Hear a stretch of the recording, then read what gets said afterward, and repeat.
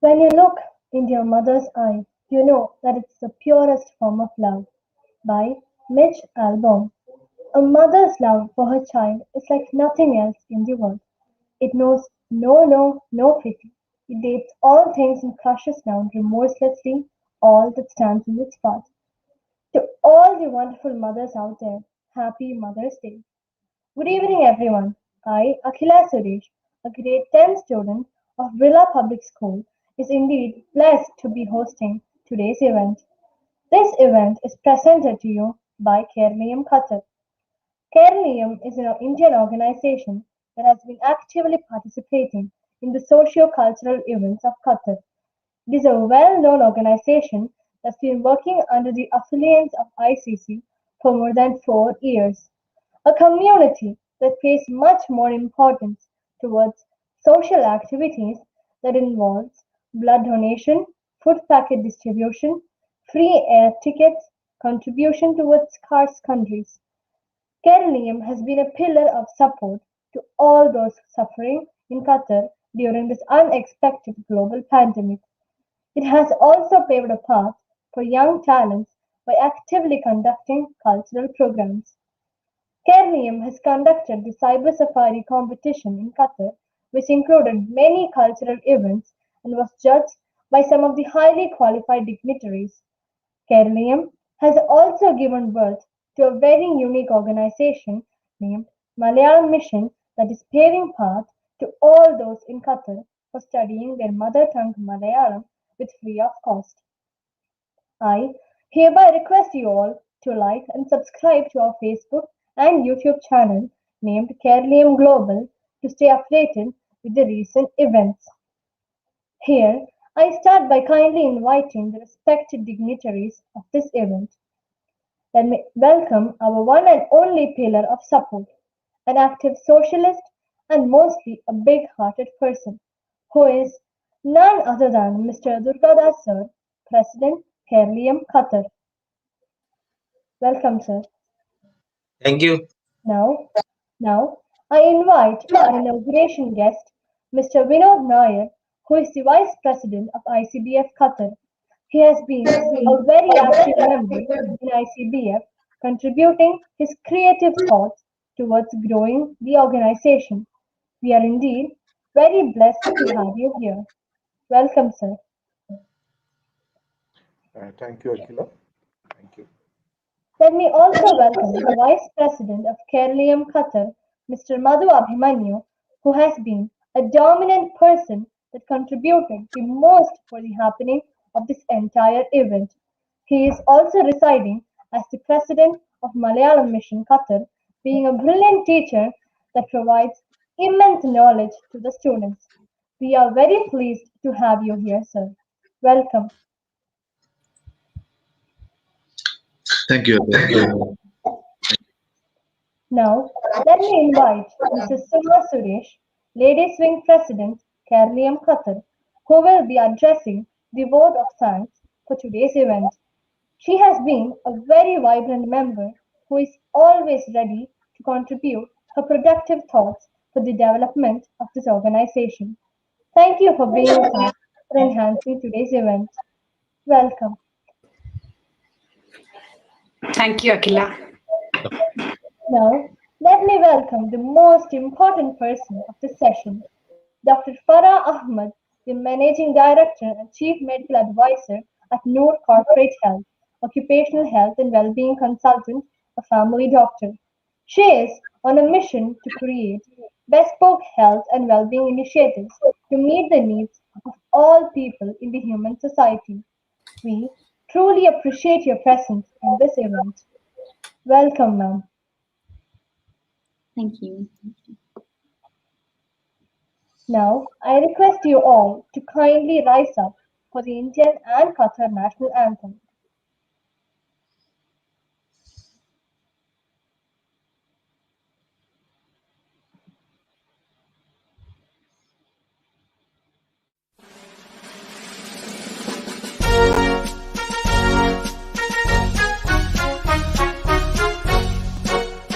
قسما قسما قسما بمرحبا السماء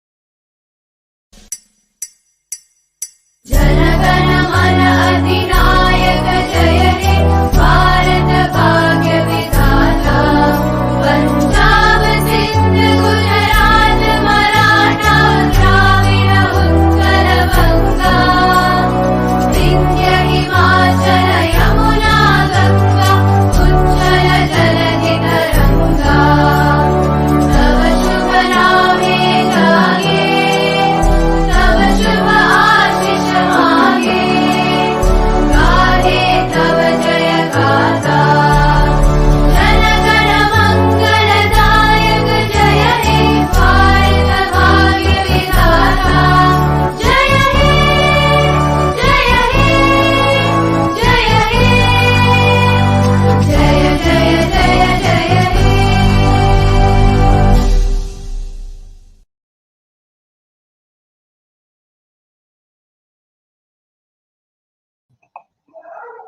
Thank you.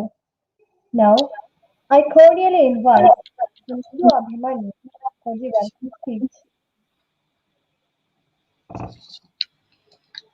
Sir, on to you.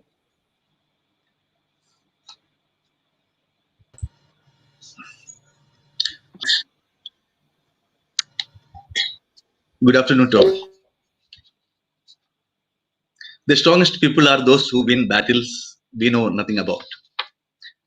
A very warm, gracious evening to our most admired President, Mr. Durgadas, our Chief Guest, Mr. Vinod Nair, and Ladies Speak President, Mrs. Suma Suresh. I extremely welcome the one and only cynosure of today's event, our most valuable medical practitioner, Dr. Farah Ahmed, ma'am, followed by the management committee, worthy teachers, beloved families, and every gathered here. It's a huge honor to propose the welcome speech, and I am very pleased to be a part of this prodigious event that takes place today. I am Madhu Abhimanyu. On behalf of entire fraternity of Keralium Qatar, first of all, I ascend my glory to the Almighty God to help us make today's event a highly informative, beneficial, and apart from those, a clattering success. With His blessings and grace, we hope that we would be able to make this event what it was expected to be. To say about our chief guest, Mr. Vinod Nair, he is the current Vice President of ICBF, Indian Community Benevolent Forum. ICBF is a unique organization under the aegis of Embassy of India, Doha, Qatar. He, along with his core members, has undertaken noble task of providing assistance to the needy and poor members in distress at Qatar by way of providing financial, medical, and other assistance. They also provide assistance to the fortunate, deserving workforce of community. I solemnly welcome this precious personality, Mr. Vinod Nair, for our inaugurating event. The COVID-19 pandemic has resulted in severe economic social impact around the world. We are particularly vulnerable to the disruption the pandemic has caused, and many of us are now risk of being left behind in education, economics opportunities, health and well-being. Mental health is important at every stage of life, for childhood and adolescence through adulthood. Going deep, it is equal to it is equal or much more important than physical health. As a deep solution of this tragic situation, Dr. Farah Ahmed, family medicine specialist and chief medical advisor of Noor Corporate Health, in her aspect, mental health is in the forefront of conversation, particularly because of the current global social crisis. In her recent article, she says that cases of post-traumatic stress disorder are also increasing due to effect of COVID-19 pandemic. And employees along with the HSC teams need to be more aware of this. This important topic was discussed at a recent joining meeting held by Isha's Oman and Isha's Qatar branches increase the awareness in the region. She, as an ideal medical practitioner and social worker, is organizing this session in order to spread awareness of mental health and resilience during the global crisis. I take this moment to appreciate her despite this busy schedule of treating, saving others, she has dedicated a part of her time to interact with us. So let me once again welcome all our crew members, families, students, and everyone present here to grace this occasion. I hope this event would be a very informative and beneficial for all. Thank you and very great ahead. Thank you. Thank you, sir, for welcoming us with your vibrant words. Now, I kindly invite Mr. Vinod Nair, sir, for inaugurating the event. We would also like to have comments from your side for gracing the event. On to you, sir. Thank you, Akila. Thank you, Kerlian, President Durgadas, Sri Madhu, Suma, and today's honorable speaker and the subject, which in fact is very apt for the current situation, mental health and resilience. And thank you, Kerliam Durgadas, President, that to invite again to the forum. I know that for some years Kerliam had been in the forefront of doing programs on a physical platform, but with the pandemic situation coming over here, it has the programs have moved to the digital platform. One of the the flagship program of Malayalam Mission, which you are carrying out in Qatar, is something which is appreciated by the community, especially from Kerala. Uh, as Dr. Farah's topic of today, like mental health and resilience. Now, with the pandemic, which started in November 2019, uh, we were all talking about bouncing back to a normal situation, and with that hope, we have in fact crossed over to 2020, and now we are almost in the middle of 2021. And with the WHO statistics, it mentions that this virus, COVID-19, is not going to leave us very soon. So probably we'll have to live with the virus for some more time, with the variants and mutations with the virus. Uh, Having said this, actually, the main problem which we are currently facing for the last, say, 2 years, almost 2 years, is that mainly our children are not able to go to the schools, and kids are the one who are more energetic. If you talk about adults, adults are more or less having a composed or a calm life, but the energetic kids, where they will spend the energy. That is one of the key thing we find in all the households. Like most of the kids normally for their studies they are linked to the laptops and the digital media, and apart from their studies, they're also stuck with the same media for playing games online, which has become almost an addiction. So coming to that situation where they need physical growth and mental growth, there is a slowdown on that area as well. Probably something probably all the parents might be looking for from a talk today from Dr. Farha, like how they can cope up with it. Other thing on the adult front, if you can see that, because as we are meeting so many people in distressed situation, and I have seen that even Kerlium and the members of Kerlium, including the president and the executive committee, they are also helping people in the most of the situation. We say the trauma is mostly on the mental side. Like some people are here in Qatar, their families are back in India, and they are worried about their status, they are worried about their job, they are also scared about the virus.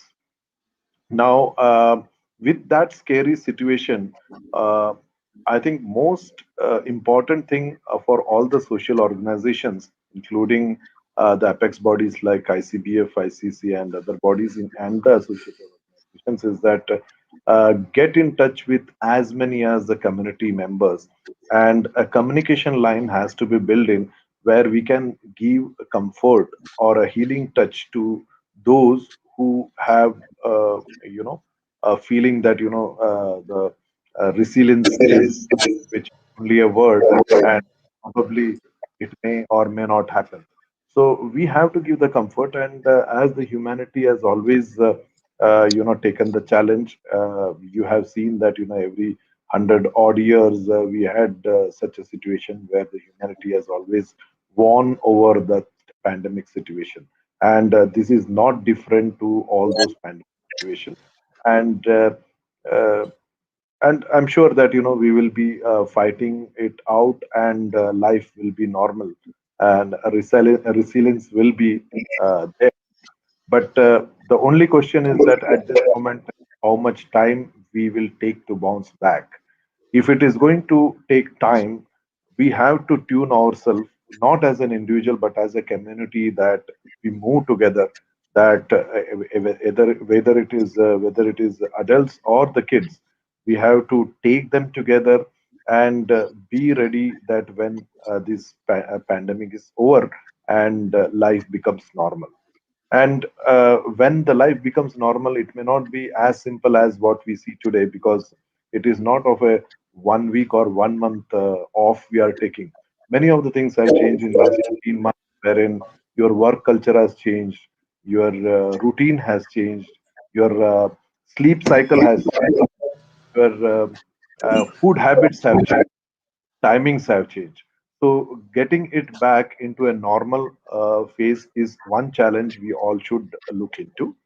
Other point is that as social activists and the social organizations, as I mentioned, that, we have to reach more people, and make sure that, we are doing for a solace or a comfort which we are giving to them, and we are not getting it for our purpose. When I say our purpose, like in ICBF, we are doing it as a voluntary service, so we are not expecting anything, and we should not expect anything. At the same time, we should appreciate everything. So that should be the goal, that should be the motto to take forward, and to bring back all the life together and bounce back as we get back after the pandemic.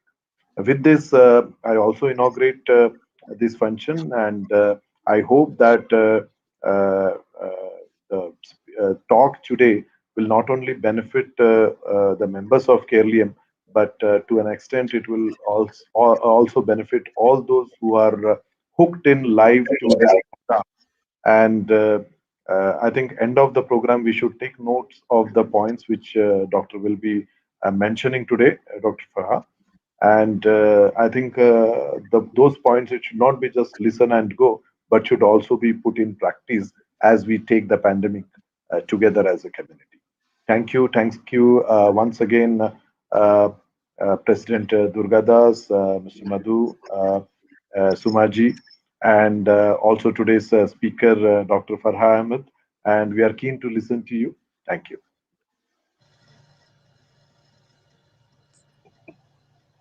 Thank you, sir, for inaugurating this event with your thoughtful facts. I hope that we move on as a community with immense strength even during these difficulties. Now, let me invite Mr. Durgadas sir for the presidential speech. On to you, sir. Thank you, Akhila. Thank you, sir. Respected Vinod Nair sir, our Vice President ICBF, and actually, I want to say he's the pillar of and the energetic person support for the starting of Kerala and Qatar. When I was come to Qatar, I have only one reference from Dubai. Meet Mr. Vinod Nair, and at that time he was ICC vice president, I think. That time, yeah. No, sorry, ICC MG member or something like that. So yeah, so we I talk was in about advisory that time. yeah, and advisory board. And with his support, we started the first function 2016 November as Kerala Foundation Day, and he was attended. From that onwards, he was supporting for the theme of Keralium, Qatar, and he said it's a very good thing that you are doing, that you are want to go for and language study because of lack of Kerala people here. Without the proper language, they are not getting from the Malayalam, that our regional language. So I said, sir, we want to start a Malayalam and language. It's a free of study, and we need a registration under the Indian Cultural Center. And after seeing our all the functions and everything, he supported, and at the time of vice president, we got the uh, facility to get me as an associated member of our ICC, Indian Cultural Center. And from that onwards, we are getting the support from Vinod Nair and then President Maniandan sir. And during the pandemic coming, the period came, Corona time, lot of event within 3 years we did, but we suddenly stopped. And what we will do? And we are facing such a problem. But then that time immediately we started online this cultural events, and also started online education for the children. And as part of this presidential address, only I want to say few words. And I don't want to waste the time, all the public waiting for our respected guest, Dr. Farah Ahmed, good section. And I thank Madhu Abhimanyu and my colleague Suma Suresh for attending the function. And you know that under the leadership of the wing Madhu Abhimanyu, we started growth of Malayalam mission, and more than now 55 children studying weekly by online, and we have 4 or 5 teachers. And under the Suma Suresh leadership, we have a good team of ladies wing, and I am so thankful that they are the right hand, left hand, and with the supervision of and advice, I am every time I am getting Mr. From Vinod Nair sir, and the support I was getting from him now also from ICBF. We do the support for the needy people. Corona time, so many people was difficult in getting the hospital appointment and everything, and some are they immediately want to go India. They have some issues, passport problem and ticket issue. There is a, and sometime also death cases. We are not getting the paper and everything. But proper time, at the night time also, if I am calling or sending a message, immediately he is replying and get the support from the embassy, and making Keralium very smooth work. Thank you, Vinod Nair sir. Because of this, I know that you are in very busy time. Come to address inaugurate our function. Thank you, and thank you everyone for giving me the opportunity. And thank you, Agila. Let we start for our program. Durgadas ji, 1 minute before, because I have another program also for Bangya Parishad to attend. Yeah. But I will keep my video on offline, and while I want to listen to Dr. while the program Sure, going sure, there. sir.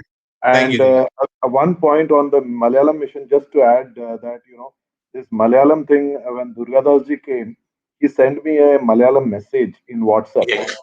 And 3 days I did not reply to it. And then we had a call, and he said, "You did not reply." And then I said, "Sorry, I saw your message, but I cannot read Malayalam because I don't know to read Malayalam, because I was born and brought up in Maharashtra." So he said, "Oh, you don't know Malayalam?" I said, "Yeah." But then I was thinking to call you and ask what you have written. Then he told me that, for people like you, we should start Malayalam language classes. Yeah. And that time I felt that he's just casually, jokingly telling. But eventually, after 1 month, he has taken it seriously. And today, that Malayalam mission is a good initiative, and it is working well with everybody around. So Yes, people yes. like me, actually. Thank you. Thank you.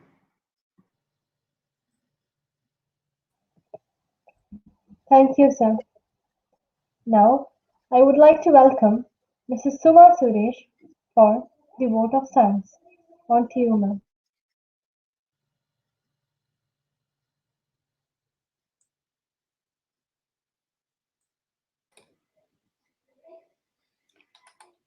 Thank you, Akila. Good evening to our most honorable Mr. Vinod Nair, our dearest president, Mr. Durga Das, Vice President Mr. Madhu Abhimanyu, and our Chief Guest Dr. Farah Ahmed, the Management Committee, worthy teachers, parents, my dear friends, and everyone gathered here. It is indeed an honor to propose the vote of thanks and acknowledge the involvement of those who work really hard to make this event special. I, Suma Suresh, on behalf of Ladies Wing of Keralium Qatar and the entire family of the organization, first of all, I extend my glory to the Almighty God in helping us to prepare today's event. With His grace, we will make this event the best it's ever been. First and foremost, on behalf of our Keralium Qatar, I would like to thank our chief guest, Mr. Vinod Nair, who inaugurated the program with his inspirational thoughts.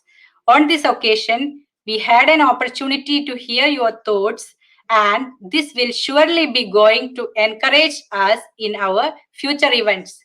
He is the Vice President of ICBF and has been a very proactive member of their organization, contributing ideas and helping the organization build their bond towards encouraging and helping the deserving people. We are very pleased to have you here. Thank you, sir, for being here and encouraging us with your valuable presence. Now, let me take this opportunity to suppress that we have been very fortunate to have one of the renowned identity from the health and wellness industry. I extend my very sincere vote of thanks towards Dr. Farah Ahmed. She is working with companies and clients at home in Trinidad and Tobago and in the Middle East. She is very passionate about filling the gaps that exist in the health and well being of people. She believes that health and wellness at work is a science and an art that can help us navigate our way to achieve long term success and to build a trusting culture in one's organization. She has invoked the importance of mental health and wellness in people during this difficult period of the social, economic, and health crisis. She is happy that those conversations are occurring internationally, and she believes that is the spark which we need to create a lasting and purposeful effect, not only in the workplace but in the wider community. We are very thankful to have such an incredible person who is with us for the next few hours. I extend my sincere vote of thanks to Dr. Farah Ahmed, who will perform her awareness session. Lastly, let me thank all the members who worked behind this event. I extend my heartfelt thanks to our strong faculty that consists of our President, Mr. Durgadas, Vice President, Mr. Madhu Abhimanyu, the whole team of Keralium, and all the viewers. My special thanks to Akhila, gracefully anchoring this event with her captivating words. We thank you all for being with us this evening.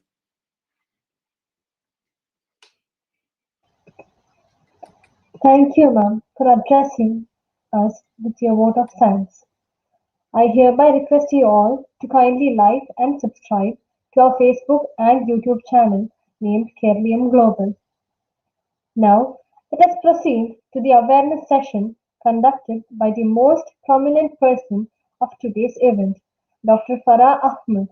At the end of the program, there will be a Q&A session led by the doctor who will be answering your questions. On to you, ma'am. Thank you so much. It's a real honor to be here with this very distinguished panel. The work you're doing is really incredible, and I'm really privileged to be on your team to help spread the message and hopefully educate. I think you all are all well educated already, but I will add a little bit extra, hopefully, and add some more value to the community at large, which is really my mission. I would like to help. So I'm just going to share my screen. I have a presentation to go along with it. And, Okay. Yeah. We will sit back and madam, you can continue. Thank you. Sure. All right. So let me know if you're seeing my screen.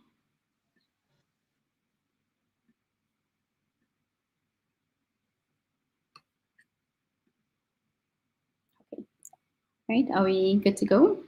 Are you seeing?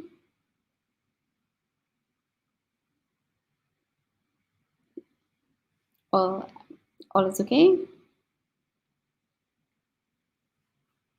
All right, so I'm going to begin. So the talk today is on mental health and resilience. And my first question I would like to ask everyone is, will every day be a good day? This is an important one to stop and just think for a moment. Because the reality is, storms are a natural part of our living. This is just it's part of nature, and this is what we will face. So just a disclaimer, according to the introductions, and I'm Dr. Farah Ahmed, and I'm the founder of New Corporate Health. And again, my concept is really to blend in family medicine, occupational medicine, and a focus on well-being. And that's the structure that this little talk will take place in. So my plan is just to discuss stress a little bit so we understand it a little bit better. And then we will go into recognizing stress and how stress links with well-being, as well as linking now well-being to building our resilience, which is what we really need right now in these times. And then some little bits of help, support, and advice will come throughout, as well as in the end. So our storms, really, that's what our stresses are like. And that's what we face every day in our lives. But I want to ask a question. Do you think that stress is normal? Is this really a normal part of our being? But to discuss that, we need to find out, what is stress? So stress can come from different forms. And what it really is that adverse reaction, or that bad reaction that people have when there's excess pressures or demands on them. So something more than what's ordinary. And that can come from your financial means, that can come from our social circumstances, which is what's happening now. These two are our biggest stressors that we're facing: loss of jobs, financial difficulties, our social circumstances. Everything has changed with the way how we deal with everyone and with people, as well as the loss of our loved ones. This is a really important part of the situation now that we're dealing with. And that creates physical problems. It also creates mental problems. But it also works the other way as well, because these physical and mental problems can also then reflect and cause our income problems and our social circumstances to have problems with relationships. So it's basically, stress is both a cause and an effect. But what we need to understand is that stress is a normal human response. Being human also means that we must face difficulties and we will feel stressed. So how do we know that we're stressed? That's important, because some people are not even aware when we're stressed until it's way too late. And that's why we need to be more mindful of how we feel. So if we find we're having difficulty concentrating, if we are experiencing loneliness, or we actually want to be away from people instead of being with people, even if we had the opportunity, if we are experiencing any mood swings, for 1 minute, you're okay, and then all of a sudden you're angry, these random outbursts of anger, we are having trouble sleeping, or we find that we're sleeping too much. If we're having, problems with eating, is it that you find that you're snacking a lot, or you're stress eating? Or the flip side can happen, where you just don't have the appetite to eat and you're not eating as much as you should. And then crying, it could be random, or it could be constant. Something may trigger you and you start crying. That could also be a sign that there's stress. Now, the physical symptoms will come from your heart racing. You can even get chest pain. You can get shortness of breath. You can experience headaches, and many different types of headaches, and eye pains, and different pains that we can get. Along with the most common is a stomach upset, stomach trouble, a lot more acid than normal, pain in our stomachs, feeling nauseous, even diarrhea can be signs of stress. So it's important for us to recognize what our symptoms are and why we're feeling certain things, and it's better to pick it up earlier than later. Now, in children, as our distinguished panel was talking earlier, they were speaking about the effect of this pandemic on kids and how it's changed their world as well. And as I know, Mr. Vinood mentioned how active the kids were. So what we need to do in terms of kids is to recognize the changes in the kids. And that means we need to know how our kids are before and when you see something happening that's different to how they really are. And the first sign would be a negative behavior. So some of them may be complaining more about school, especially with this online schooling, or just random complaints that everything is too hard for them and they can't do it when they were doing it well before. Also withdrawal from fun events. You know, if they liked playing with friends, or if they liked doing art, if they liked reading books, and all of a sudden that they're not doing it anymore, they're not interested. Another sign could be that irritable mood, you know, when they're just cranky and they are getting upset for everything, nothing is working, and you know, they're very moody. Clinging to a parent as well is also another telltale sign. So you may have your little one following you around the house and not giving you that chance, but it really could be just a sign of stress that the child is experiencing.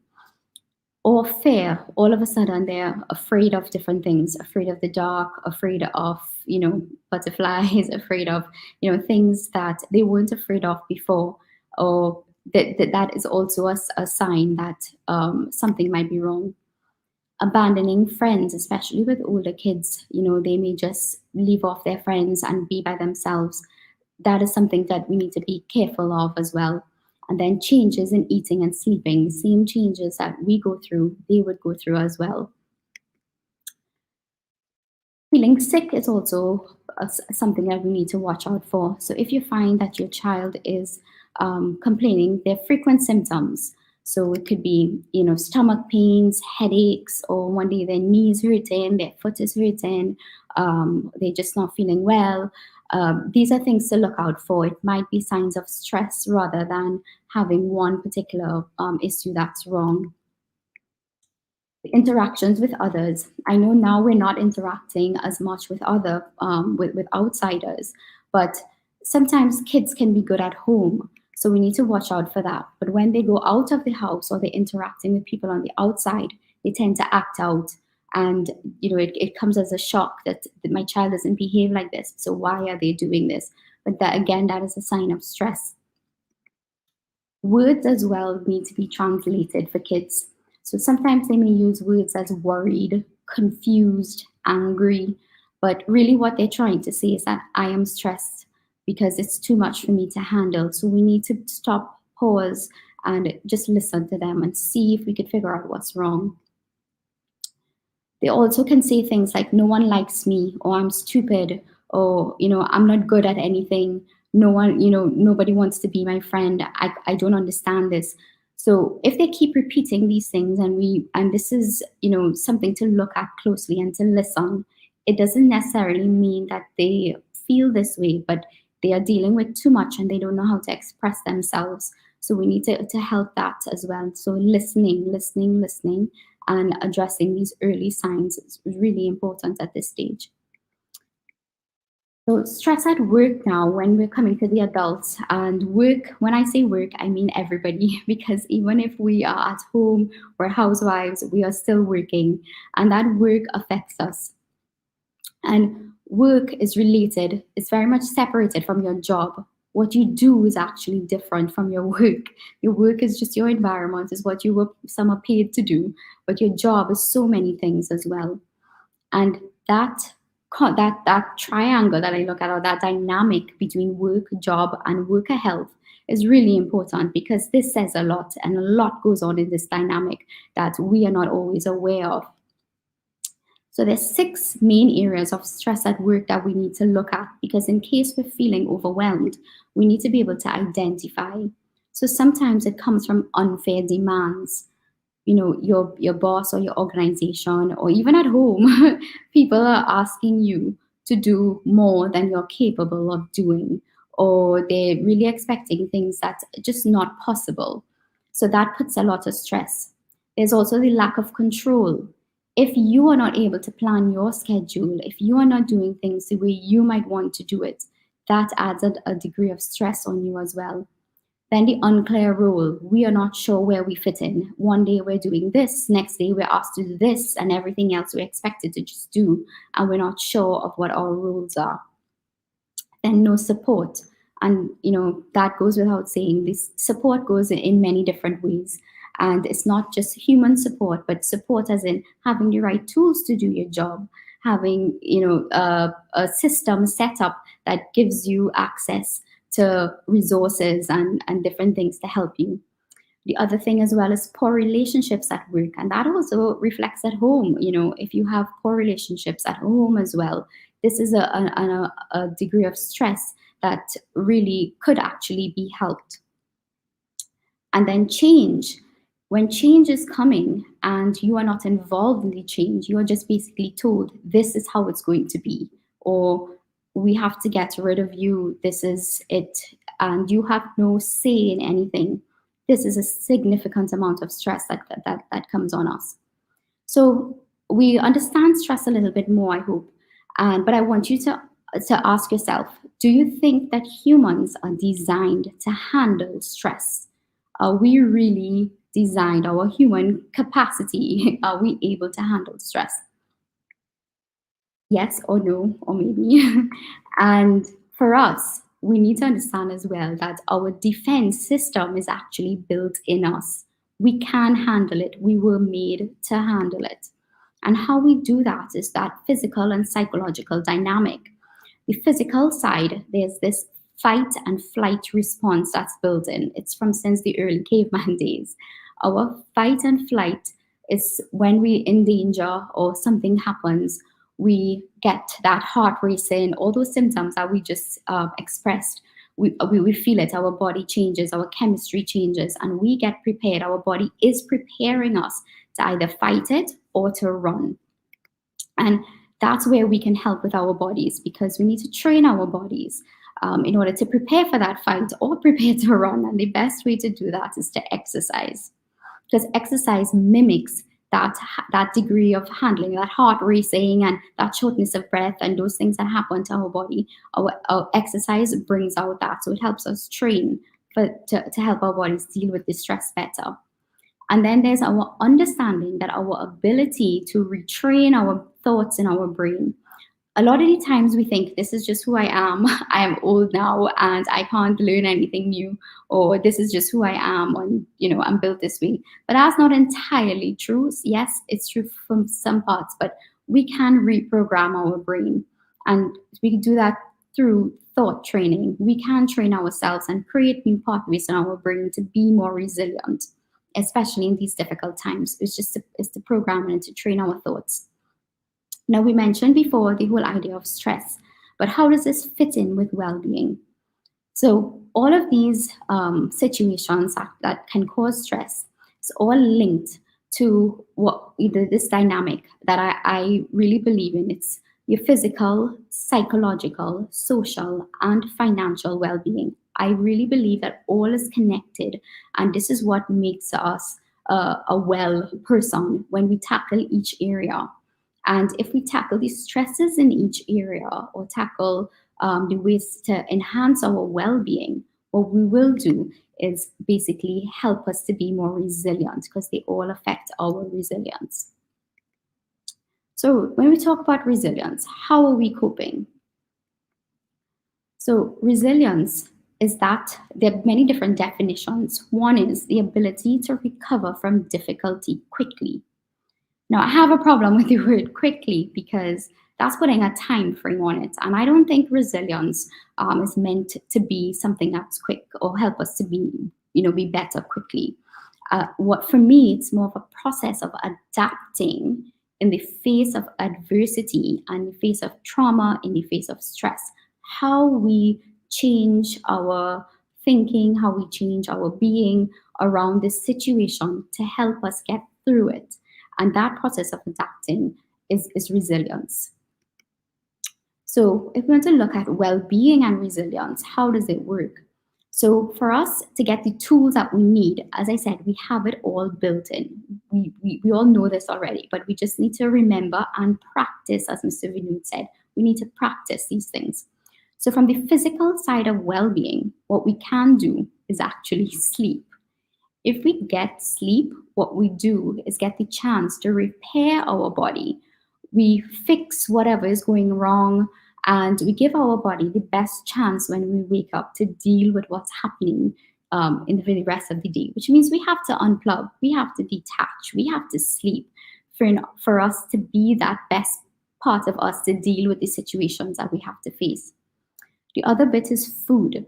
Now, food is important. Yes, we know that, but having meals on time and having the right portions of each carbohydrate, protein, fats, everything, having the right amounts is really important. That balanced diet along with fruits and veggies is really important because everything in our body, our chemistry is designed to use these bits at certain points in time during the day. Everything is linked. So when we give our body the right amounts at the right time, we're actually helping our body and not putting it under stress where we don't even recognize.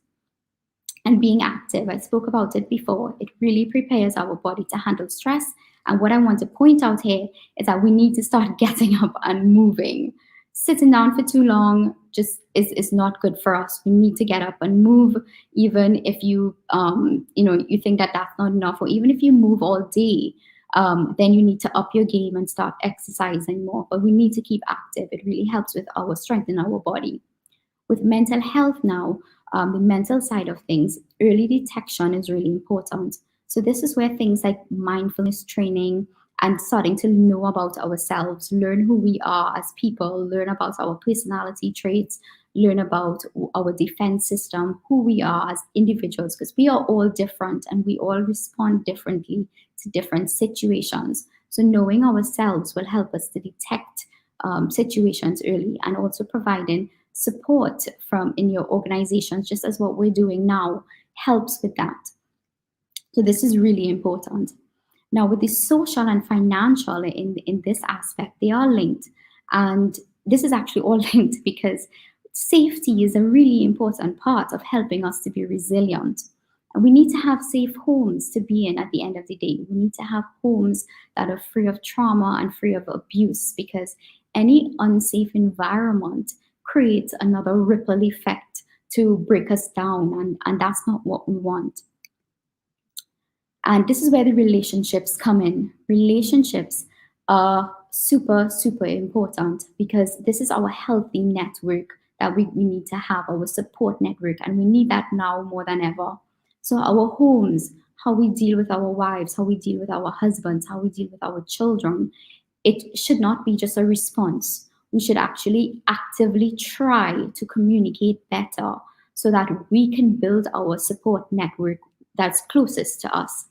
And that this will help us be stronger when we have to deal with the outside networks and our relationships, especially with our loved ones who are back home. We are all going through difficult times. Our countries are in difficult situations. We are all scared. We need the support from each other. It's really important. And the resources now are also necessary. Access to good food, access to proper housing, access to understanding how finance works and how to save your money and how to spend your money. All these are important aspects that we could go on and on about. But this is all the key tips of building for building resilience. Now, when it comes to your emotions and resilience, the human body really have, we as humans, man, woman, child, we have 34,000 different feelings. Whether we like to show them or not, this is just how it is. This is how we are made. We have 34,000 different feelings, and that's a lot. So it's important for us to learn how to regulate and identify our emotions so that we understand ourselves better. What that would do now, how we do that, is to help us to manage our thoughts, because our thoughts are really, really that dominant drive that keeps hitting you, and it affects your emotions, and it also affects your behavior. And this is where we need to start thinking about how do our emotions affect our thoughts.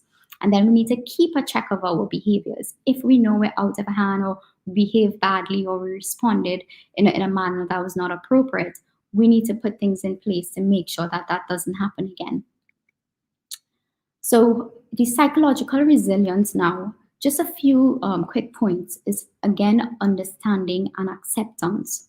Now, as Mr. Madhu and I were talking earlier, acceptance is really it's a difficult thing, and it's a time frame. So we may not be able to accept certain things, but we will be able to accept others.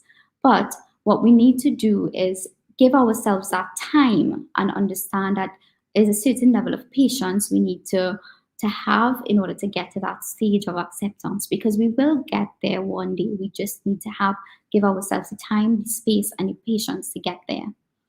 Now, mindfulness, this is where mindfulness is really important, because it helps us in many different ways. It helps us with the understanding, it helps us with the acceptance, it helps us with knowing our body, it helps us to just disconnect from everything that's around us. And I know it's hard to do when we're worrying, but it's something that we need to do. We need to accept where we are right now.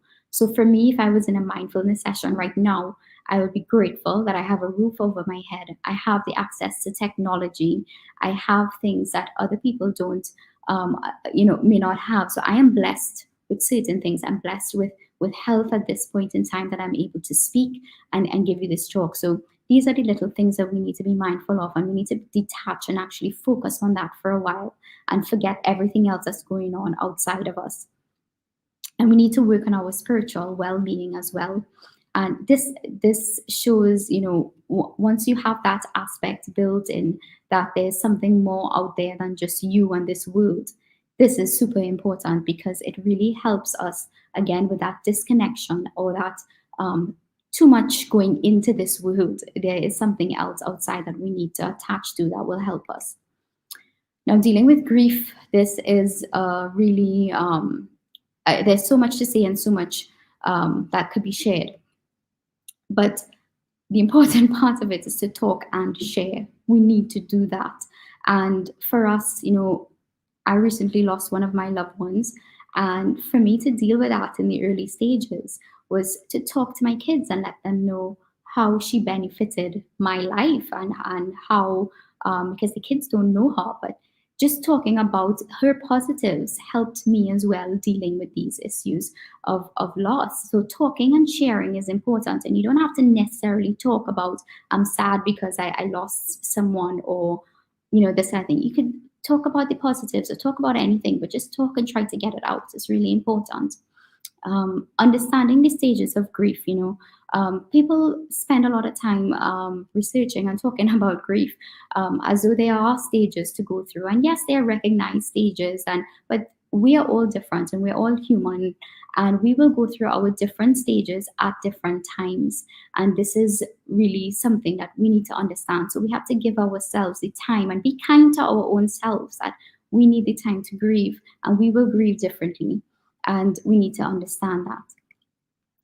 So another tip is to just make things manageable. When life is hard, you focus on what is important for you right now. Everything else can be put on the side, and just make it manageable, or break up things into small bits. So you have little goals that you can achieve when you are feeling like it, when you're feeling up to it. So focus on your health needs as well. So even small goals, like I'm going to wake up and eat breakfast, I'm going to make sure and have a good lunch. These are health needs. Or I'm going to take a walk, little things that are manageable. Just do the little things you can.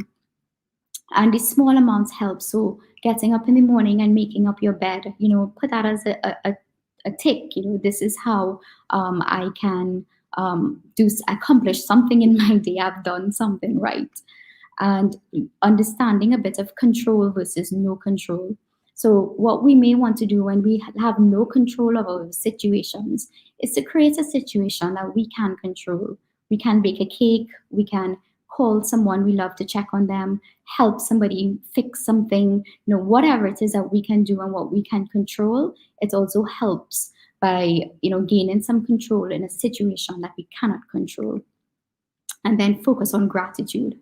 Always be mindful, always be thankful, because there will always be something positive and something that we need to be grateful for. And I can't express how important this is, this gratitude, because once you train your thoughts to recognize the positives and be grateful for the positives, you will see more and more and more coming.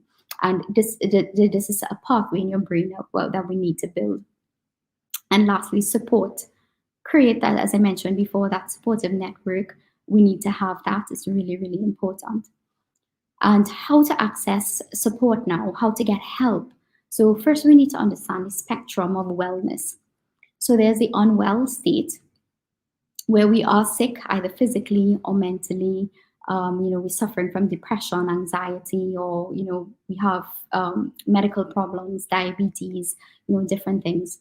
And then there's a state outside of being unwell called languishing, and languishing is really that state where you're not completely unwell, but you just don't have it in you to do anything. You're just in that state of, I am just here, but nothing else is really matters. I'm not functioning at any good capacity. I'm just existing. And then there's a stage above that where there's mental wellness. I'm not as bad as languishing, but I'm still getting through. I'm doing my day-to-day activities. I do have, I do have some sense of, I'm okay inside of me. And then there's the healthier stage or the flourishing stage. And that is when we're really optimal and we're at our best. And we will move through this spectrum, but it's to realize which part of the spectrum we are in and get help to move. Always try to move forward towards the healthy part of the spectrum. So when we're unwell, we usually go to the doctor. So a general practitioner, a family medicine specialist, a psychologist also can help, psychiatrists as well. But for me, the importance is understanding that there should be some level of team care. So if only one person is managing your situation, you may not be getting the best. I really do believe in a team care approach. So speak to your doctors, speak to your psychologists. When you're unwell, you need to get the help. That's really important. But when we know all the other stages of unwell, we tend to not to go to the doctor. But this is where there are different support areas. So there's peer support. So just like what we're doing now, or have a buddy system at work, or have someone that you go to, your family or your friend, anybody, but you need to have that support, your husband, your wife, you need to have that support. A counselor is good when there's a specific issue. So if you know everything is tied because you've just lost someone that you love, or you're going through a divorce, or there's something specific, a counselor is a good person to help you get through that part of that difficult part in your life. Psychologists are there to help you for the broader spectrum. If you know it's not just that alone, but I have many other things that's going on, I can't control my thoughts, I do feel down a lot, the psychologist is also there for support, and your doctor as well. Sometimes if you just don't know who to go to for support, your doctor is always there, and I will always recommend starting with a primary care doctor or GP who would be able to understand this level, or family medicine specialist who can understand the level of care that you might need. So the take-home points, just to finish up, we need to understand that we are human. That is basic. We are all human. If there's anything the pandemic taught us, is that we are all human. We are all the same, and we all have our human needs that need to be met. So be easy on ourselves. We are designed to withstand stress. So stress is a normal part of our existence. We need to embrace it. We just need to accept who we are as human, and accept that stress is part of our life, and we have that defense built into us, and we can withstand the stress. Our personal resilience now is built through 4 aspects of well-being. So we can't just focus on one alone. We can't focus on the mental health alone. We have to do it with the physical. We have to do it with our social support.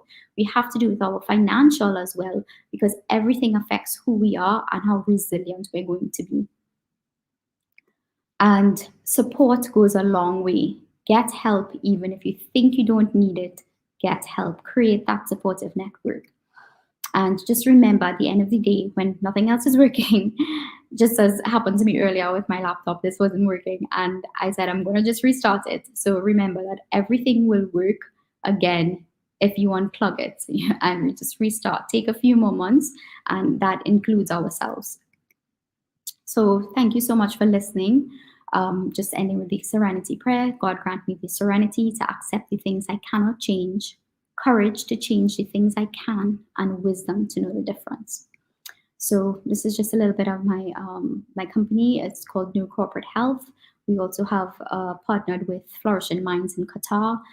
So we're here to support the community through these difficult times because we all need that support.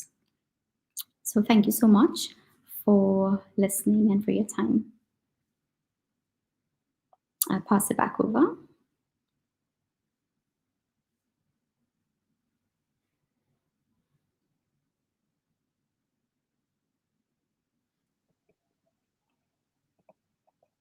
Thank you, ma'am, for sparing your very valuable time with us and making us aware about the importance of mental health during this tough period. Now, let me welcome the people who has any questions raised up against this topic.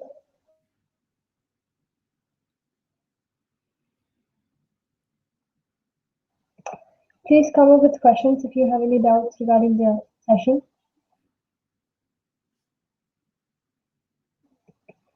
Ma'am, there's a question by Sonia Ravindran. She says that, Doctor, nowadays are getting quick anger. Later, I feel guilty on what I did, trying a lot to control my husband and to this. She's asking to share simple tricks to control anger. Okay. So for dealing with anger, this is, again, as we mentioned before, the anger is a sign of stress. So you are stressed. And that's what we need to understand. Now we need to identify, go back a little bit to identify what are the sources of stress. Sometimes you can get rid of the little bits that you don't need in your life, things that you don't need around you. So if it is you're doing something extra that you don't need to do, say you are planning to cook this big meal every day and that is stressing you out, just don't do it. Make something, make it simple, make it something small, something that you can manage. If it is that, you have different commitments at different times and you're not getting time for yourself, then reschedule, restructure. So when you're dealing with anything, first when you're dealing with anger, you have to identify the source, what's triggering me, and then work forward. So we deal with those background situations. And then it's a good thing to start practicing as well to control our anger. So you stop, you breathe, don't respond right away. And, just take a step back and just try to control. If you know that you're going to speak and it's going to come out badly, just walk away. And nothing is wrong with that because you need to protect yourselves and protect your loved ones as well from the anger that you would face. The other aspect of anger that we need to work on as well is when we do get angry and we say the wrong things, we have to be able to apologize.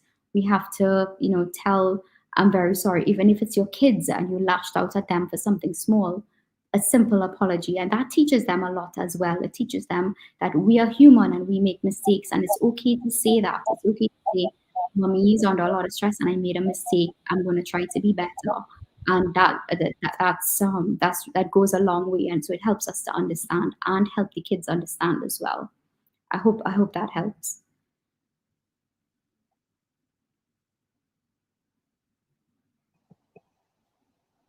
Thank you, ma'am. Ma'am, there's been one more question asked.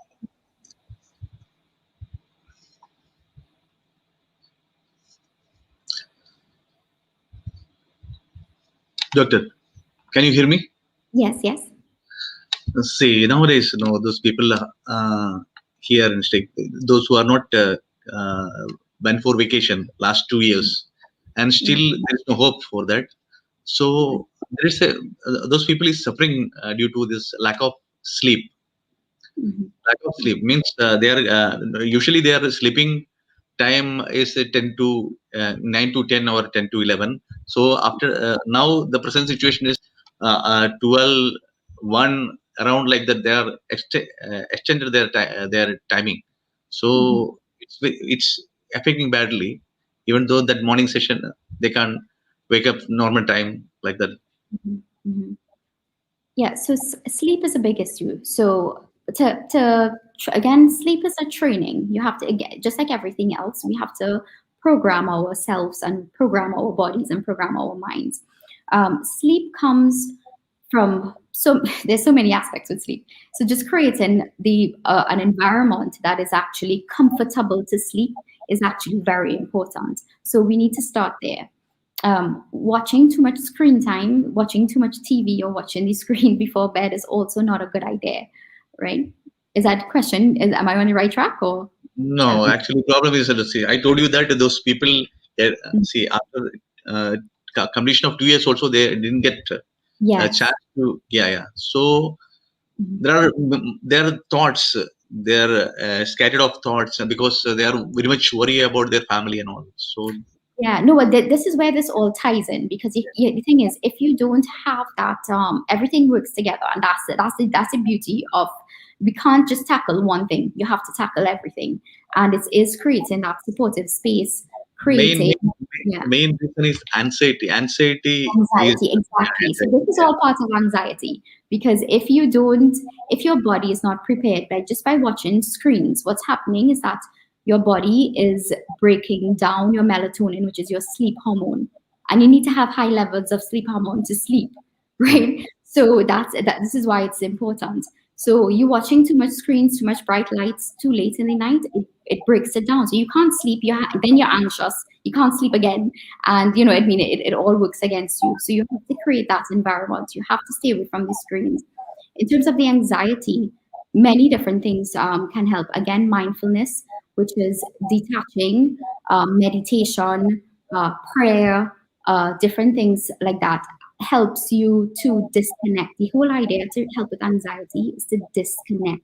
We have to have that time. Even what I do is, when there's so much going on, just to have a meal and to just focus. I take off all the, no TV, no anything around me, and I focus on my meal and enjoy my meal, the smell, the taste, everything, just to get away because your brain needs that time off. Your brain needs the time off from the anxiety. So I mean, any little thing that you do, try to just get into the moment. If it is you're going to water plants outside, or if you have your own plants that you can water and you just focus on that and what positive thing that you're bringing into the world because of that. Really, it's just a disconnect that will help a lot with the anxiety. In terms of thoughts, if they're getting out of control, you have to be able to manage your thoughts, what you can control and what you cannot control, and then have reasonable expectations.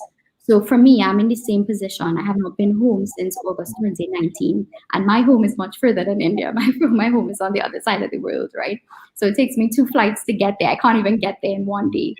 So for me, it's trying to keep grounded. It's to keep grounded here. Understand this is beyond my control. I cannot. What I can control is my feelings. I can control my thoughts. I control my emotions. I my dependents, my kids, my husband. I can manage them. I can take care of them. This is what I can do. I have control over that. Everything else, I don't have control over. Just calling as well, speaking to your loved ones on the phone. I speak to my parents every day. I have to speak to them every day. I speak to them and my brother every day. And this is for me, is that to maintain that supportive network as much as I can and physically be there with them. But I am in touch with them every day. So we need to make time, even if it's just 5 minutes, to tell someone that you are important to me. That's important to help with the anxiety because that is what you can do. So you need to identify what I can do and what I cannot do and do the things you can. And that should help decrease the level of anxiety a bit as well. Counselors, psychologists, doctors, we're here to support. So come speak with us at any time and we can help you through the cognitive behavior therapy. You can even look it up as well. It's called CBT. So you can do some reading around it and it will be able to help. Hope that answers the question. no, some of the people are getting means they are not talking much. Earlier, they are very much talkative and all, and nowadays, after this pandemic time, and even though India, there are getting more COVID affective cases, so totally they have their thoughts always about this. They are always tensed. Yeah. So now the problem is Uh, Anxiety, I already told. Then Yeah, so I understand. I think I know where you're yeah, going with the yeah. question. Yeah. So for that aspect, again, it's about detaching and unplugging. If you are, so this is what I do. I practice what I preach. So what I do is I don't listen to the news. I don't. I've shut that out completely because that is not something that I want to hear. I don't want to hear the negativity all the time. I understand the situation is bad. I know the situation is bad at home in my own country, and I know people are dying at home.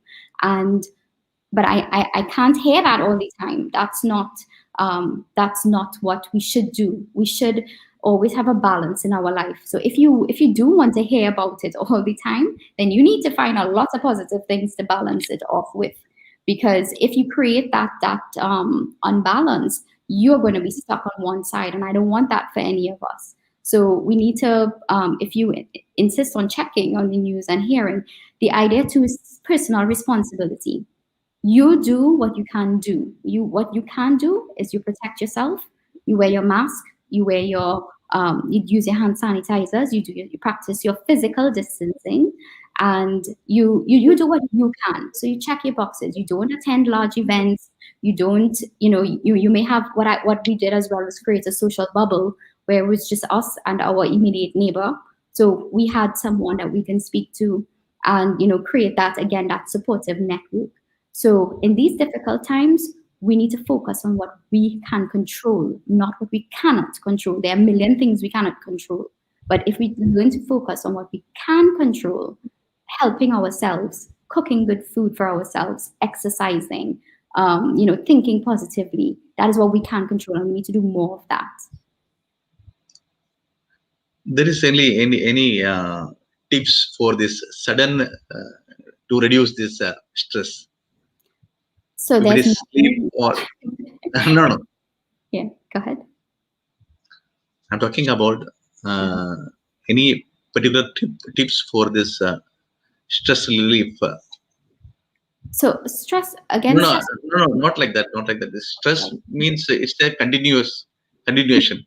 Today will be there, tomorrow will not be there. So it's like that only. Some cases are extremely continue, like in our day-to-day life. Yeah. So. So, Mhm. so how can it possible to sudden Like to deal with sudden stress, you mean? sudden Or sudden yeah yeah, to deal with sudden stress. yeah. So right, so sudden stress, and again, it depends on the level of stress. So if it is, for example, a big stress, so the biggest stresses that people usually have, I hope I'm understanding the question correctly. Mm.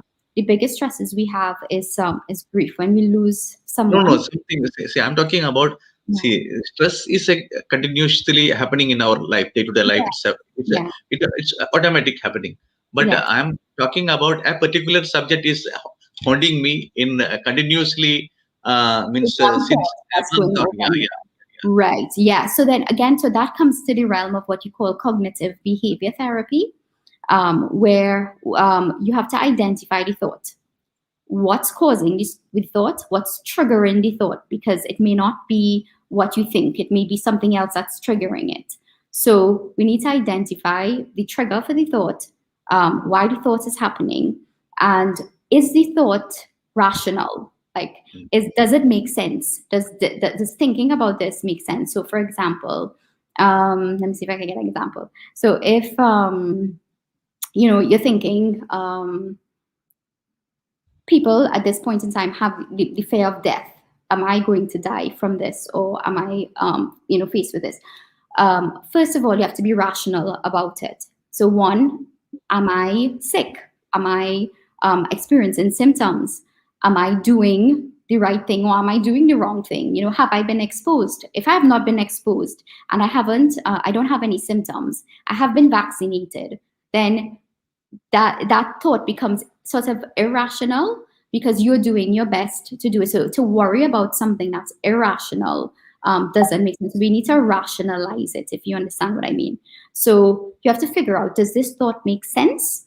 if is it real? Is it something that is a true problem, or am I making it a problem when the problem is not really there? So when we understand that, then we have to change our behavior, because we have to get rid of the thought now, and find a counter situation. But with these things, you There need, should be a real problem and created problem should be there, right? yeah. So it's Created correct. problem. It's that is our mind is always thinking one subject, and that thoughts make. Correct. Make What a is real problem. problem? Exactly. Real problem means there is a specific solution for that. It will be there, Yes. Yes. so And that sometimes we it's can just figure it out. time. Yeah. Sometimes it's just time and patience would be the solution as well. And so we need to give ourselves that time to solve the problem. But if it's a made up problem, then no matter how much Yeah. we try to solve it, it's Yeah. not going to happen. We have Madhuji. We have some other questions also. Akila, can you ask? Yeah, you can have. Yes, sir. Thank you, Madhuji, for your questions. We have a question asked by Suma Suresh.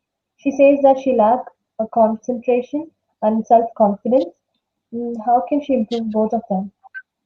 So concentration, again, we have to figure out why she has that difficulty concentrating. Again, it could be because of stress, because of a depressed mood, a certain situation that's taking over her mind. So everything is about that. So she's not able to focus on what she's doing. So those things you need to analyze those a little bit more in order to be able to help it. What's the second part? Sorry, she said. And she lacks self-confidence. Or the self-confidence, yes. So self-confidence is actually that's plaguing everyone right now. And when you are out of your comfort zone, you lose self-confidence naturally.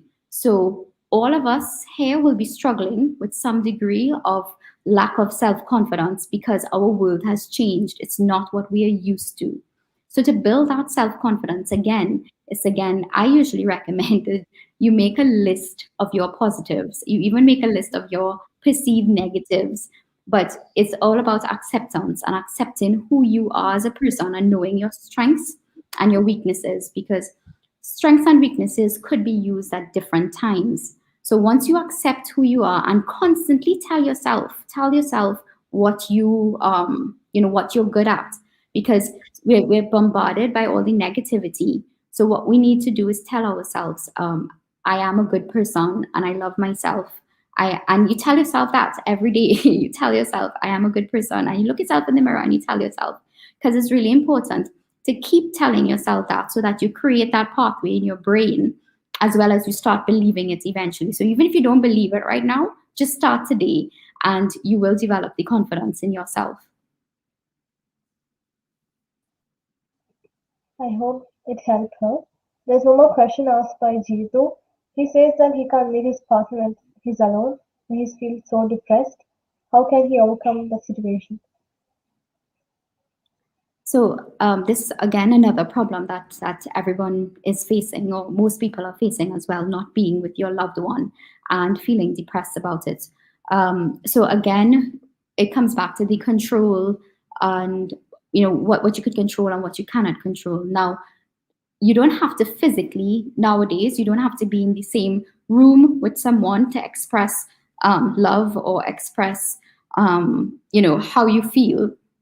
We can be creative in the ways that we express how we care about other people, and helping other people as well is what we can do, and it helps us also feel good. But if you need anything specific, like if it's really a deep problem, then you need to get help, to go to a psychologist, go to a doctor, go to someone who can give you because there are lots of tips and lots of things that you can do and help you to work through your thoughts and give you more pointers as well. Thank you, ma'am. Excuse me, am I actually audible properly? Sorry? Am I audible properly? Sorry? Am I audible properly? I'm not understanding. Okay, we have one more question. Yeah, sorry. We have one more question asked by Suresh. He says that he gets up early morning at 4 a.m. and then takes a shower, and then he feels a very deep sleep. So how Mhm. can it be Agila, possible? okay. How can it be avoided? Yes. Madam, Doctor, sorry, Agila voice is not clear. We have a question from Mr. Suresh. He's getting due to the duty timing very early wake up 4 o'clock, and Right. after taking his shower, he feel very deep sleep. How can it possible? He is asking. His duty time is very early starting, and he has Mhm. to take the shower. But after the shower taking, he getting a very deep sleep. Okay, yeah. So how much hours and that all depends on how much hours sleep he got before. Yeah, Sleep. he's saying that he getting only short time of sleep. Yeah, so that would Nice. be the so when you lose sleep, it's actually is an added effect. So you keep adding your sleep loss. Every hour's lost, it keeps adding and adding and adding. So unless you get that time to rest and recover, then you can't you have to actually catch back up, if you understand what I mean. So he would have to have that day off to rest and to sleep so that he can recover so that his body can sort of catch himself back. I hope that helps. But this is a lot. Like, it's not just a one-off question. This is like you have to go into great detail in order to figure out what's Yeah, happening. yeah. You know what I And mean? madam, we have another question from the one lady. She's asking. She cannot control the when her child getting angry. Nowadays, they are inside the room. They are not going for the school and everything. So Yeah. she is facing always the child is getting angry and she cannot control. Also, she is also missing her partner and everything. She also little confused, but the child also getting angry. So she's Exactly. asking that question. Yeah, so again, the kids feed off of us. So if we are having a lot of stress, you don't have to say anything, but they will feel it.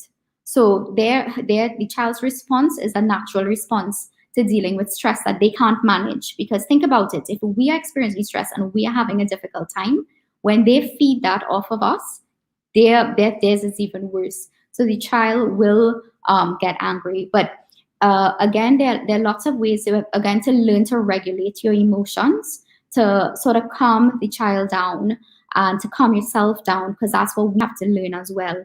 How to regulate our emotion. There are lots of information online. What I can do, if she wants, she can send me her contact, and I can put her on to send some more links to help with the situation, because it's a lot. It's a lot that you can do to actually help. But it's about understanding the emotion and also picking up the signs before that emotion happens, because he could just be saying, mommy, I need this, mommy, da, da, da, da, and you just keep ignoring.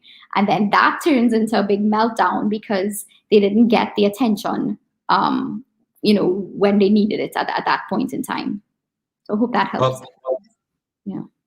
Akila, your sound is okay, or I will ask the question. Excuse me, am I audible right now?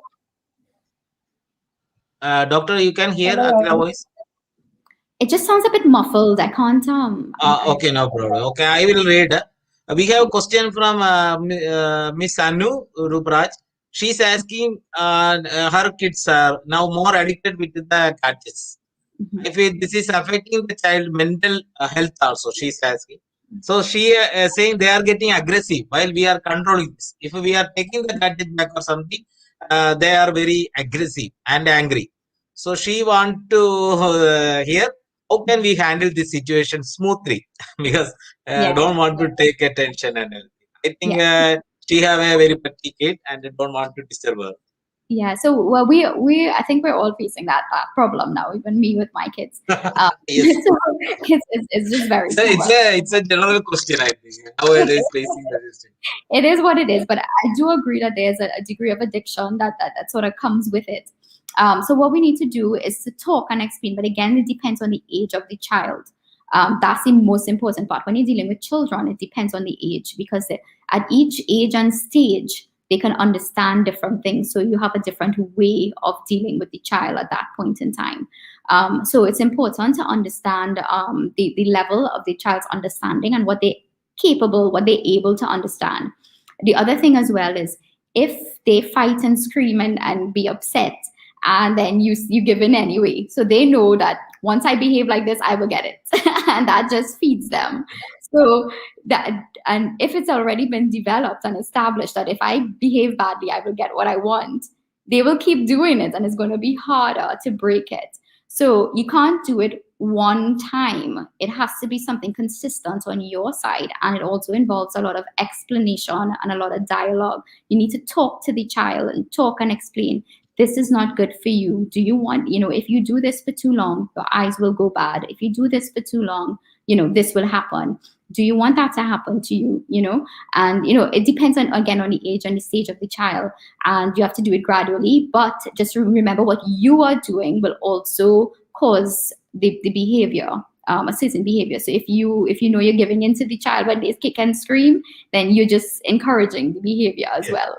So Yes. it's a delicate balance, but there are lots of help tips now available online, and again, I'll be happy to share the information we have with you all. And madam, this some people asking, is they have any contact number or anything they can touch with you or something? If that will put in the screen, will be good. They are asking. Okay. Yeah. So what I can do, Anything, you right? can share something, your WhatsApp number or something like that, so they can have also some questions and everything they can ask. What I'll do, I'll give you my email address. Yeah. If Mr. Madhu, you can share to the audience, will be good. Yeah, I'll put in this one. 1 second. I'll send it to you now.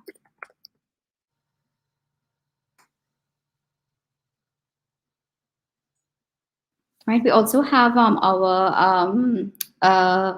my partner who is in Qatar. She's based in Qatar. She's a clinical psychologist, and I know she will be happy to also share information and give information. Okay, so this email ID I share there. Yeah, you can, and I'll put my website as well. You could have a look at it. Contact me, and we can discuss it anytime. Madam, now another, we have a question. Yeah, Akila, come back. Akila, you can ask. Yes, sir. Am I audible right now? Sorry, welcome back, Akila. Yeah.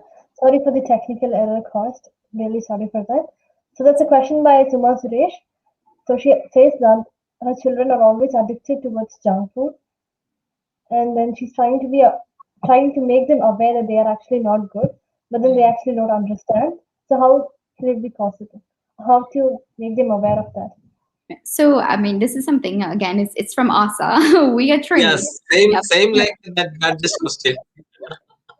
Right. So for me, like my kids, they know what junk food is, and they know that they should have a small amount. So they always ask, but they also are aware. What I do with them is that you have to eat something healthy before you eat something unhealthy. And it's how much healthy that you eat matters, and how much is the portion size. So I don't like to put negatives on food, but if you're having something that's bad for you, you should have really a little bit, and then but have more of something that's good for you. So it's about what we do, and not only that, they learn by watching us. So if you as a parent, you don't eat vegetables and you don't like fruits, don't expect the child to do it as well. They learn by watching and eating. So if you keep serving it every day, you serve vegetables, you serve your fruits, or you serve healthy food, and they see you eating it every meal, they will eventually get curious and be like, what are you eating? Why are you eating that? It's, is it good? And then they will start having it as well. So it takes a while. These things, everything that y'all are asking, there's no quick fix, there's no pill, there's no anything. It's months and months, even years of training and repetition. Yeah, and sometimes our older parents also, we will say, no, madam, you are toward sugar or something. No, Another problem, which for me is helpful, because the grandparents love to give the sweets and love to encourage each other. So for us, we've had that for 2 years. Especially especially around that time when the fasting, breaking, everything, we will put all the sweet and everything. They will say, why you give fruits only? So that's it. Exactly. But what they see us do is what they will think is normal, and what they think is normal is what they will accept. You understand? Yeah. So that's why. And also, everyone saying about the kids and children only. But some parents, they are not caring about their body and everything, health and everything. They are eating too much and becoming fat and they are not caring or walking anything. And the kids learn. They're watching. Yeah, kids are lean. Kids are taking junk food also, but they are lean, very Yeah. slim and beautiful. But the but the people, they are not taking sugar, salt, and without taking that food, they are becoming very fat and bulky. So that's the thing. Everyone's body is different as Yeah, well, yeah. and have different needs. Yeah, simply always parents want to torture the kids only. Always saying that must study and don't take this food, don't take that food, but they will take everything, and Yeah. they will not. Exactly. But you know, it really is. I don't like to say don't eat this or don't eat that, because it creates a negative thing. So again, you do what you're saying to do and say, oh, let's have this. This is good for Yeah, you. yeah. You know what I mean? And So actually, the thing is, parents have to take care of the children, but they're psychological, and they have to respect. Sometimes they're showing the very talented, and they have active, and they're showing talent something. They will not accept. They will not accept. They will say, "Ah, you are nothing. You are a very big zero. You are like that." That also making children very stressed, and they will not be happy. exactly. Always, I think, doctor, we have to appreciate each. Children and everything what they are doing and their talents, everything we have to appreciate. Correct, exactly. So it's about knowing your children and knowing yourself. It's a very big difference. Yeah. You have to know yourself. And if you don't know yourself, it doesn't make sense trying to, you know what I mean? It's like you have to know yourself first, know who you are, and be confident with who you are as a person. Yeah. And that will help the kids as well develop that. Yeah, doctor, that this like a paradigm, this situation, like we have to take care of the children, because we have to think that they cannot go for the school and parking outing, and they cannot see their friends and everything. So we have to be like their friends, and we have to be act like we have to play with them. Don't say that you have to be study and you have to eat this food and you have to walk this. And I saw sometimes I saw that some parents are just watching in the mobile and doing WhatsApp and asking their kids to cycling everything, as the cycling around and everything. But they will full time in the WhatsApp and everything. Exactly. So and that's the thing, if you spend the time with your kids, because that's what they want, Yeah. that attention. Yes. So if you are going to spend time with your kids and you're going to exercise, you do it too. You become part of. Yes, doctor. That I saw rounding and everything here in the Qatar also. Some mothers are coming and taking the mobile and WhatsApp passing and asking them, "Hey, round the cycle, run there, why you are seeing?" And another one mother is asking other question. Agila will ask. They are asking. So excuse me, am I audible? Yes. Yeah, yes. Yeah. Yeah, so she asked how to make children much more punctual. So if she tries making them punctual from today, is it possible, like by gradually, is it possible or not? Well, again, it's training, right? So, and it's what you do. So it is something that you have to work on. Now, I am not honestly this last year and half now, I have not been worrying about punctuality, to be honest, because we have so much stress already. So this is just my personal thing. But if it's something that's important to you, then it's something you would have to work on with the kids. But again, it's so many things goes into punctuality, because if the child doesn't go to bed early, or the child is up too late, or they're not getting enough sleep, or they're anxious and they're not sleeping well, they can't get up and function on time, and they can't get their task done on time when they're supposed to do it. So punctuality is important, but it's something that has to be learned from the environment that they're in. And again, I fully believe that you can learn anything. You're never too old to learn something. But it's just to practice it. So if it is, as I said, for me, I take away now from whatever is not necessary. Like for me, punctuality is not a necessity at this point in life, because we have too much stress going on. So I don't stress on punctuality. When we're out of this and we get to that stage, then when it becomes important, then. But in this level we're at survival level. We're at a level of just trying to stay healthy and strong and to keep safe. That's where we're at as a society. in my opinion anyway. Okay. Thank you. Doctor, I have a question. Yes. Like right now, we have the classes from morning 8 to 1, and then the tuition sessions, foundation sessions. The tuition sessions are from like 2 to 3:30, and then the foundation sessions from 4 to 5, and then there's like no much time to do any other works in the day. So it's really hard to manage the time, and then we get assignments. Even we need to interact with our family members. We can't just do like I have classes, I can't talk to you, I have classes, I have that. No, it gives us a distance from the family too. So how can we manage time even during the Yes. situation? So again, is to be is really to be productive. So it's what you cover during your class time. So if your class times are set, but it's just 5 days per week, and then you have 2 days break. It should be right. She disappeared. Is she here?